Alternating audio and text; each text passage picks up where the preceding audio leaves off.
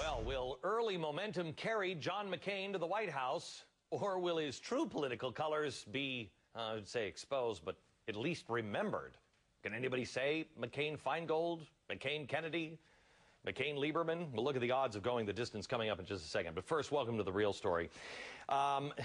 If you name any of the real big threats that our nation faces, you are bound to find a large number of respected people who will argue that it's really no big deal.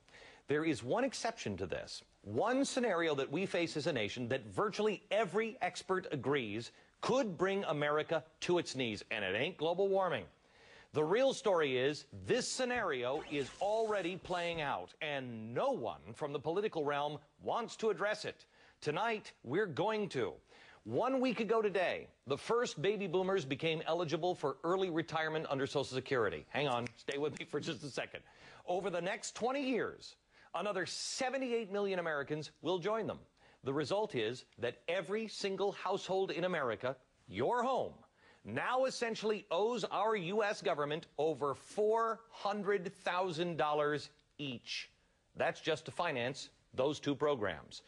Well, you don't have $400,000 in cash sitting around? Yeah, me neither. You're not really alone. And that's the problem. Our country is technically bankrupt.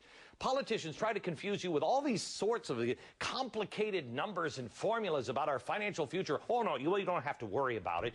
But it's very simple. The government works like your house works. Our government has promised far more money than it actually has or probably ever will have.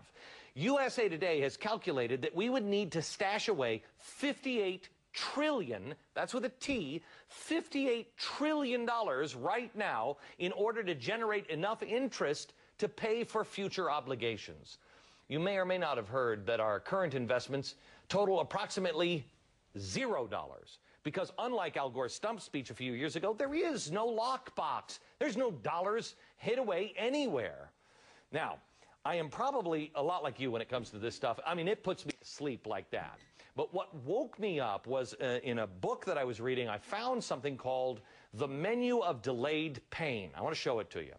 This basically shows the options that we have to pay for our future debts.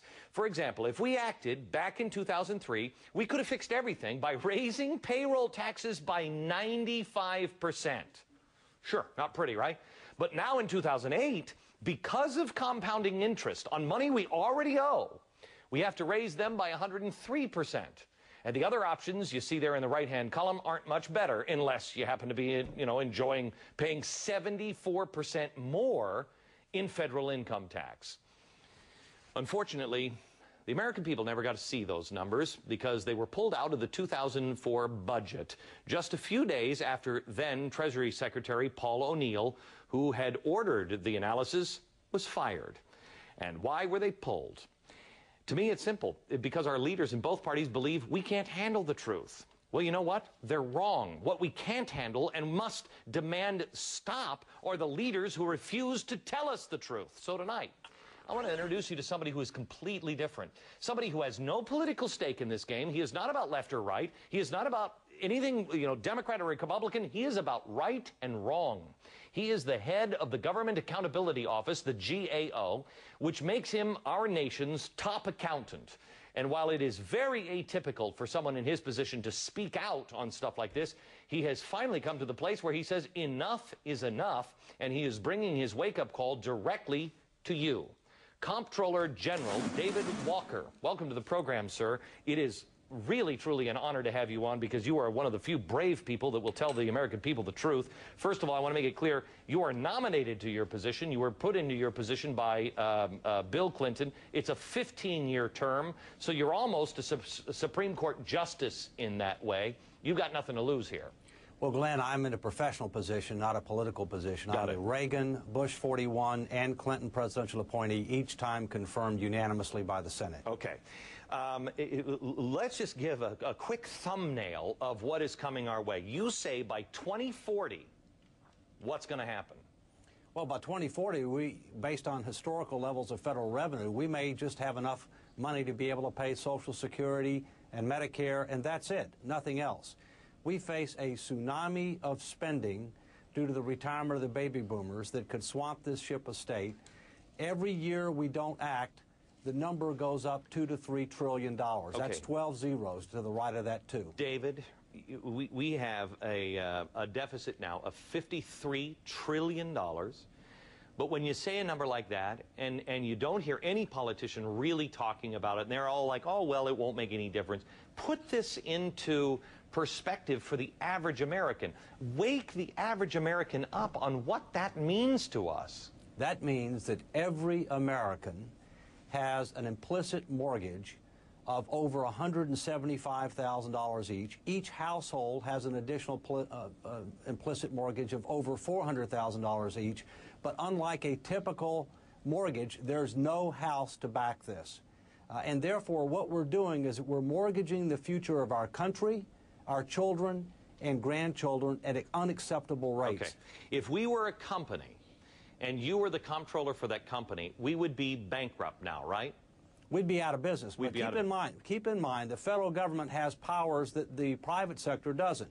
It has the power to tax. But what's going on is basically by delaying tough choices, the default is much, much higher taxes than this country has ever afforded before and ever will support. And David, it is my understanding that if this isn't taken care of quickly, there isn't enough tax to be able to get. You could take all of the stuff from all of the rich, all of it, and there still wouldn't be enough to cover our debt and our interest. The bottom line is we cannot solve this problem through tax increases. We can't solve it solely through restructuring entitlements or restraining spending. We're going to have to do a combination, and the sooner we get on with it, the better, because as Albert Einstein said, the most powerful force in the world is compounding, and when you're a debtor, it works against you. Okay. Ron Paul is probably the only politician who is out there now saying, stop all of this spending, all of this spending. Is there any reason that any of these politicians could believe that they can now go into the territory of universal health care and we can afford this? We've already promised $34 trillion more in Medicare alone than we have in revenues to deliver on.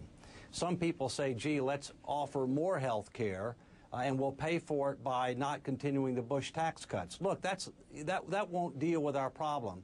Even if we balance the budget tomorrow, we still have this $53 trillion hole that grows $2 to $3 trillion a year by doing nothing. Okay. David, what's happening to our country right now in Washington is criminal. First of all, they keep 3 books, if I'm not mistaken. You keep the regular budget, then you keep the Social Security and Medicare books, and then isn't the emergency spending also off the books? So when they say, oh, we have a deficit of $9 trillion or whatever it is now, the debt ceiling, that's bogus in and of itself as well. Well, let me give you an example. For the year ended September 30, 2007, we had a cash-based budget deficit of $163 billion, which is what you hear coming out of Washington. But we spent every dime of the Social Security and surplus. By that, I mean the government did. So the real operating deficit was $344 billion. By the way, these trust funds, they're not real trust funds. They're trust the government funds. Yeah. If the private sector had trust funds like the federal government, somebody'd be going to jail. David, I would love to spend more time with you. Hopefully we could do this on the radio, because there's so much more here. And if I'm not mistaken, if we were a company, our stock would be our dollar, and that's why our dollar is falling. It's in the tank. Okay. David, thanks a lot. And that, unfortunately, America, is the real story tonight. Next, John McCain trying to be the least unacceptable Republican candidate. Is that the strategy, and will it work?